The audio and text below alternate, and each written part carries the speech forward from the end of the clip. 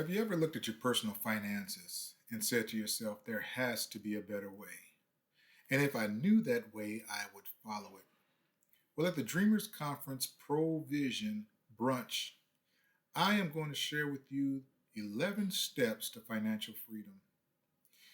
This may not be the way, but this is a way that you can achieve the things that you want to achieve with your finances. There's an order to your finances, and if you don't follow the order of finances, your finances will be out of order. Come to the brunch, learn the 11 steps, put them into use, and learn how to create a provision for your finances. Not provision, but a provision, a forward-looking plan to make sure that you are on the road to financial freedom. My name is Kenneth Thames, and I look forward to helping you.